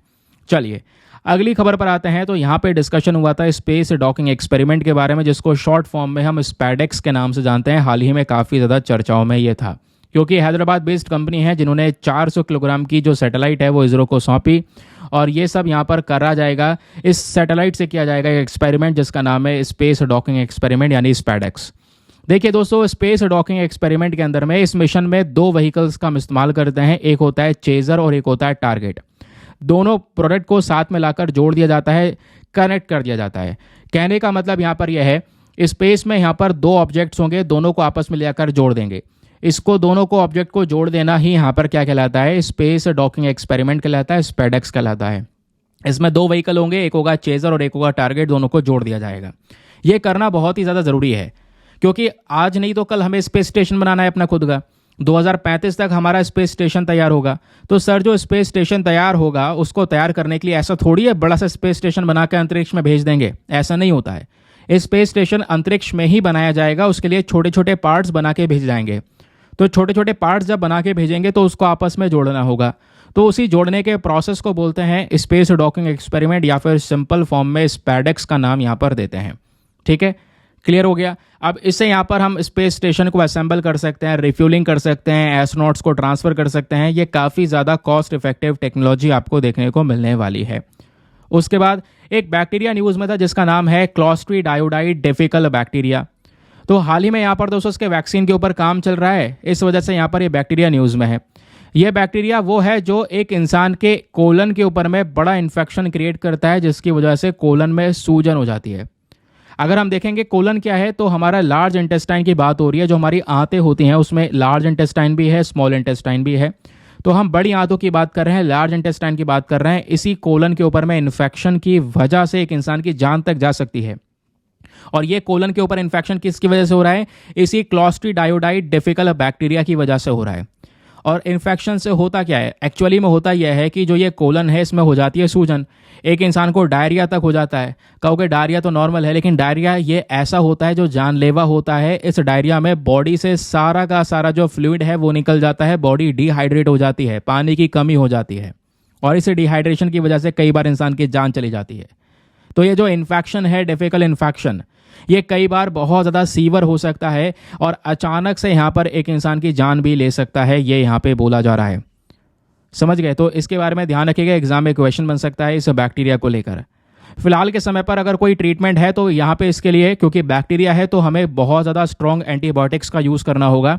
तो स्ट्रॉन्ग एंटीबायोटिक्स का इस्तेमाल करके इस बैक्टीरिया को मारा जा सकता है, और जिससे यहाँ पर एक इंसान की गट हेल्थ इंप्रूव होगी और कहीं ना कहीं उसका जो बॉडी का डिहाइड्रेशन वाला प्रोसेस है वो यहाँ पर इंप्रूव हो पाएगा।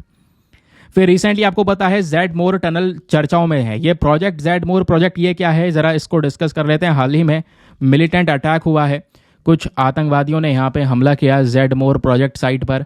ये टनल बना रहे कुछ लोग थे, कुछ लोग प्रेजेंट थे जो काम कर रहे थे बेचारे, उनको यहाँ पे मार दिया। वीडियोज़ आपने देखी होंगी, बहुत ही ज़्यादा दुखद वीडियोज़ हैं, है ना। उनके बच्चों की वीडियोज़ देखी होंगी।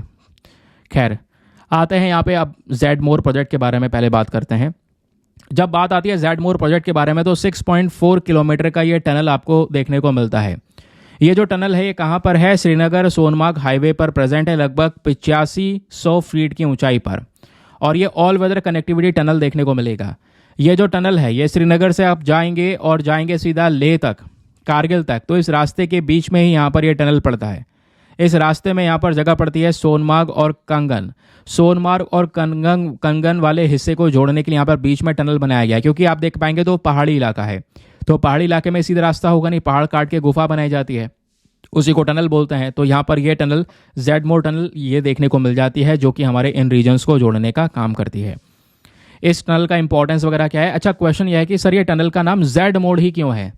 जैसे कंगन रीजन है, उसके अलावा सोनमार्ग है, भाई आसपास के नाम पे रख देते। तो रीज़न ये है कि ये जो टनल का शेप है ना वो ऐसे है, जेड शेप में, तो ये टनल ऐसे बनाई गई है, ऐसे ऐसे आप जाएंगे और इस तरीके से निकल जाएंगे यहाँ से। तो इस तरीके के टनल की वजह से इसका नाम जेड मोर टनल रखा गया है। फिर शॉर्ट न्यूज़ में दोस्तों रिसेंटली हालमेरा सीन यानी कि एक समुद्र चर्चा में था, क्योंकि यहाँ पे बहुत सारा कह सकते हैं कि 5.7 मैग्नीट्यूड का अर्थक्वेक देखने को मिला था, इस वजह से ये चर्चाओं में था। तो हालमेरा जो समुद्र है दोस्तों ये आपका कौन से रीजन में है? ये आपका पैसिफिक ओशन में देखने को मिलता है, ये है इंडिया, और यहाँ पे ये है वो समुद्र का हिस्सा देखने को मिलेगा जिसकी हम बात कर रहे हैं। ये इंडियन ओशन है, ये यहाँ पर आपका पैसिफिक ओशन देखने को मिल जाता है, ठीक है। तो हालमेरा सी का जूम करके देखेंगे तो उस तरीके से आपको ये नज़र आएगा। आसपास इसके यहाँ पर एक हालमेरा आइलैंड भी है, जिसके मतलब ये हालमेरा आइलैंड है, इसके आसपास का जो समुद्र है इसको हम हालमेरा सी के नाम से जानते हैं। तो ये वो आपका हालमेरा सी है। हालमेरा सी के बराबर में मोलुका सी है, उसके नीचे बांदा सी है, देन इधर यहाँ पर सेरम सी है। ये सब अलग अलग समुद्र हैं, बट ध्यान रखिएगा थोड़ा बहुत आइडिया होना चाहिए हालमेरा सी कहाँ पर है। तो वो पैसिफिक ओशन में करंट समय पर प्रेजेंट है। फिर हमने एक आर्टिकल रिसेंटली डिस्कस किया था आयोडीन डेफिशिएंसी को लेकर, कि recently world iodine deficiency day celebrate किया गया है। तो अभी यहाँ पर आप देख पाएंगे दुनिया में बहुत सारे लोगों में आयोडीन की कमी होती है, यानी कि प्रॉपर तरीके से वो सॉल्ट का कंजम्पशन नहीं कर रहे हैं, नमक का कंजम्पशन नहीं कर रहे हैं। लेकिन नमक का कंजम्पशन करना चाहिए, हाँ करना, लेकिन उसको मॉडरेशन में करना, ध्यान रखना एक लिमिट में होना चाहिए। तो दोस्तों कई बार क्या होता है, इस सॉल्ट का कंजम्पशन ना होने की वजह से या आयोडीन की कमी की वजह से इंसान को कई सारी प्रॉब्लम्स को फेस करना पड़ता है। तो आयोडीन आखिर है क्या जिसकी कमी इतना ज़्यादा यहाँ पर खल रही है? आयोडीन दोस्तों एक बहुत ही ज़्यादा इंपॉर्टेंट कंपोनेंट होता है हमारे थायराइड हार्मोन्स का, थायरोक्सिन का, उसके अलावा ट्रायोडाई थायरोनाइन का। यानी ये वो चीज़, ये वो कंपोनेंट है जो आपके बॉडी में मेटाबॉलिज्म को रेगुलेट करने का काम करता है। एक बच्चा जब यहाँ पे जन्म लेता है तो शुरुआत में, यानी कि जब वो पेट में होता है मदर के, धीरे धीरे यहाँ पर उस बच्चे का डेवलपमेंट हो रहा होता है, तो उसकी ग्रोथ के लिए भी आयोडीन बहुत ज़्यादा ज़रूरी होता है। तो प्रेग्नेंट वेमेन के लिए बहुत ही ज़्यादा आवश्यक है। लेकिन अगर आयोडीन की कमी हो जाए तो उसका इम्पैक्ट क्या पड़ता है? सबसे पहला इम्पैक्ट पड़ता है हाइपोथायरॉयडिज्म जैसा इम्पैक्ट हमको देखने को मिलता है। हाइपोथायरॉयडिज्म की वजह से यहाँ पर एक इंसान को गॉइटर हो सकता है। गॉइटर आप समझ रहे हैं, इस तरीके से यहाँ पर गले के नीचे में बहुत बड़ी सूजन सी हो जाती है, यानी कि आपका जो थायराइड है ये बहुत ज़्यादा बड़ा हो जाता है, इसका साइज इंक्रीज हो जाता है, इसको बोलते हैं गॉइटर, समझ गए। उसके अलावा प्रेग्नेंट वेमेन में जैसे मैंने आपको बताया कि अगर आयोडीन की कमी होगी तो बच्चा जो धीरे धीरे करके डेवलप हो रहा है वॉम्ब में, उसमें ब्रेन की ज़्यादा ग्रोथ नहीं होगी, या वो बच्चा कह सकते हैं उसकी जान भी जा सकती है, या समय से पहले हो सकता है। अगर समय से पहले हो जाएगा तो ग्रोथ उसकी अच्छी नहीं होगी। ऐसी कई सारी प्रकार की जो प्रॉब्लम्स हैं यहाँ पे वो देखने को मिलती हैं आयोडीन की कमी की वजह से। इसी के लिए गवर्नमेंट ने national iodine deficiency disorder control programme चला रखा है, जिसमें हर प्रकार की आयोडीन की कमी को यहाँ पर हम काउंटर करने के ऊपर में एक स्पेशल फोकस करते हैं। ध्यान में रखिएगा दोस्तों इस पर्टिकुलर बात को। फिर उसके बाद हमने डिस्कस किया था अपने ब्रिक्स समिट को। तो आपको पता है ना, रिसेंटली 16वां ब्रिक्स समिट हुआ है रशिया के कजान में, वो चर्चाओं में था। तो ब्रिक्स समिट में पीएम मोदी भी गए, रशियन प्राइम मिनिस्टर, रशिया के जो यहाँ पे प्रेसिडेंट है शी जिनपिंग, ये भी आए, और रशियन प्रेसिडेंट बोल रहा हूँ, वाह, चाइनीज़ प्रेसिडेंट बोलना चाहिए था। Russian president Vladimir Putin present थे भाई, रशिया में ही हो रही है, ये रशिया का शहर है कजान, वहीं पे प्रॉपर मीटिंग हुई है जहाँ पे ये तीनों लीडर्स का जो ये फोटो है काफ़ी ज़्यादा वायरल हुआ। जब हम लोग बात करते हैं ब्रिक्स की, तो 2023 में 15वां जो ब्रिक्स का समिट हुआ है, ये ध्यान रखिएगा साउथ अफ्रीका में, यानी ये 2023 वाले की बात कर रहा हूँ मैं, जो इससे पहले हुआ था। अभी 2024 वाला रशिया के कजान में हुआ, इससे पहले 2023 वाला जो ब्रिक्स का समिट है वो साउथ अफ्रीका में हुआ था।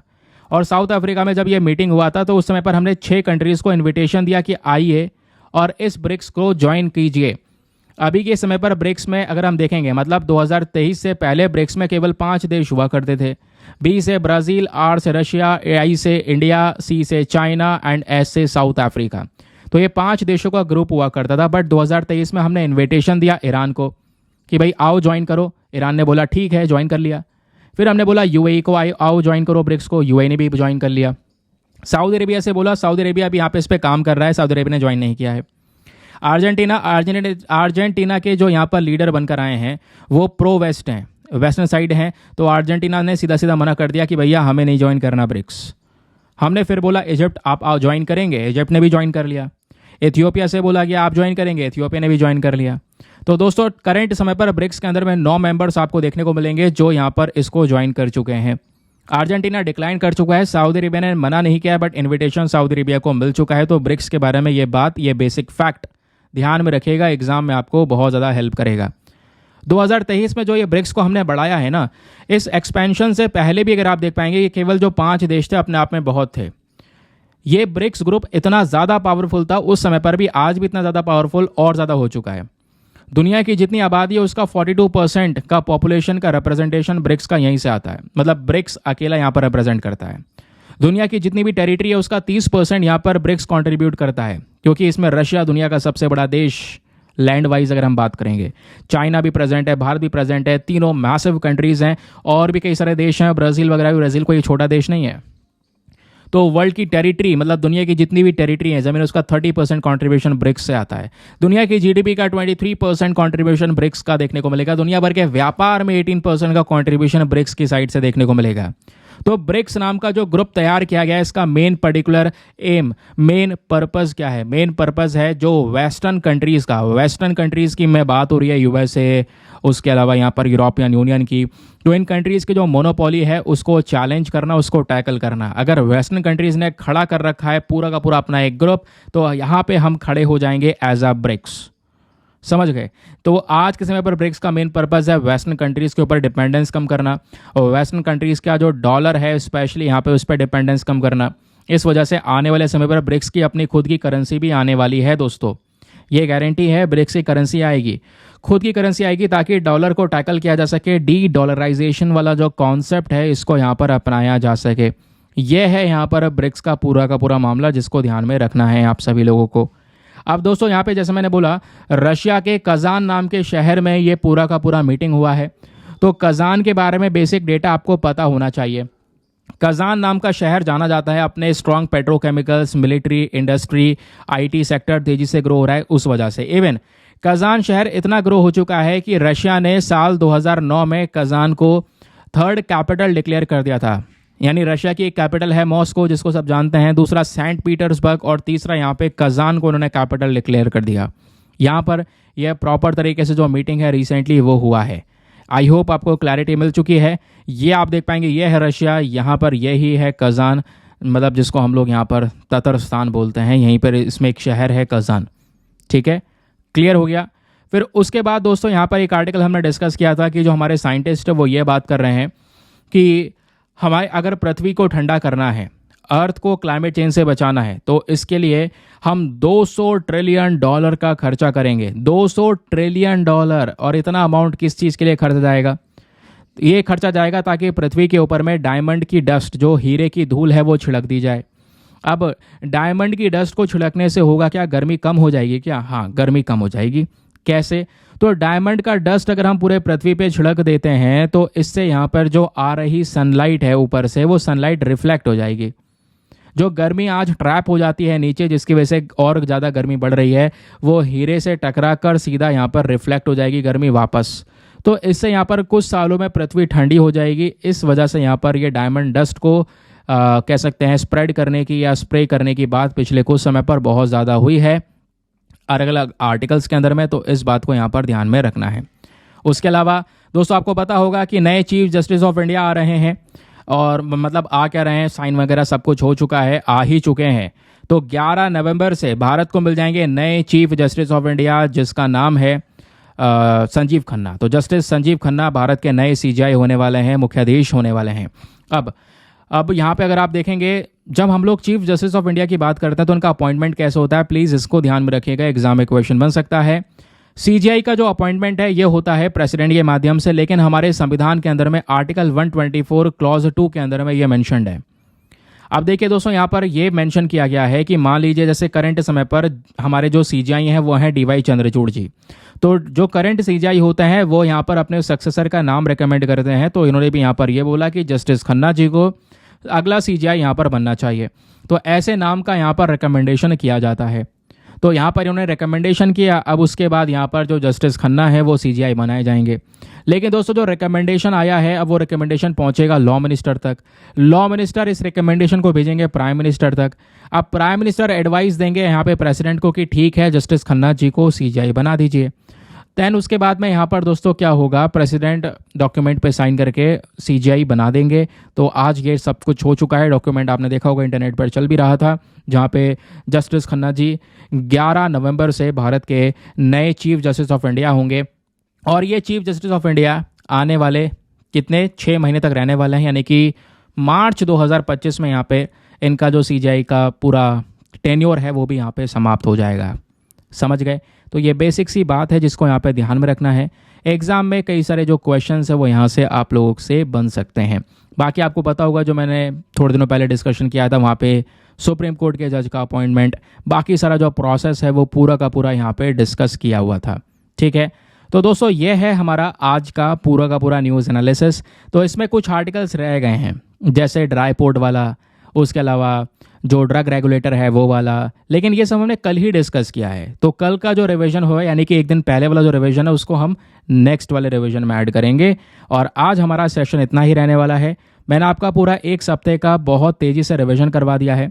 तो जो लोग यहाँ पर नए हैं, आई होप उनको भी समझ में आया है, और जो लोग यहाँ पर पुराने हैं उनको तो समझ में आया ही होगा, उनका रिवीजन हो चुका है। चलिए अब आते हैं आज के प्रैक्टिस क्वेश्चन की तरफ। तो क्वेश्चन यहाँ पर यह था, पब्लिक अकाउंट्स कमेटी को लेकर 3 स्टेटमेंट है, बताइए तीनों में से कौन सा सही है। तो उसका सही उत्तर है दोस्तों आंसर नंबर बी, केवल 2 स्टेटमेंट यहाँ पर सही है। पहला स्टेटमेंट देखते हैं कि पब्लिक अकाउंट कमेटी का क्या मेन फंक्शन ये है कि वो CAG की जो ऑडिटिंग रिपोर्ट होती है, जो वो पार्लियामेंट में प्रेजेंट करते हैं, उस रिपोर्ट को एग्जामिन करने का काम पब्लिक अकाउंट कमेटी का है। जी बिल्कुल सही बात है ये। दूसरा, क्या पब्लिक अकाउंट कमेटी में 22 मेंबर्स होते हैं? हाँ, ये भी सही बात है। मैंने आपको पढ़ाया था ना कि पब्लिक अकाउंट कमेटी में 22 मेंबर्स होते हैं, जिसमें से 15 लोकसभा से आते हैं और 7 आते हैं राज्यसभा से। फिर तीसरा स्टेटमेंट बोलता है पब्लिक अकाउंट कमेटी के जो चेयरपर्सन होते हैं वो हमेशा रूलिंग पार्टी से होते हैं। नहीं, ये पॉइंट गलत है दोस्तों, क्योंकि 1967 के बाद अगर आप देख पाएंगे, अलग अलग कन्वेंशन के माध्यम से जो चेयरपर्सन है पब्लिक अकाउंट कमेटी के, उनको अपोजिशन पार्टी से भी यहाँ पर अपॉइंट करा जाता है। तो अपोजिशन पार्टी का भी यहाँ पर कह सकते हैं रोल है, ना कि केवल रूलिंग पार्टी का। That is why option number 3 गलत है, but 1 and 2 is the correct answer. तो ये था हमारा आज का सेशन। आई होप आपको मज़ा आया होगा। मिलेंगे आप लोगों से कल के लेक्चर में। आज के लिए bye bye, have a nice day, thank you and जय हिंद।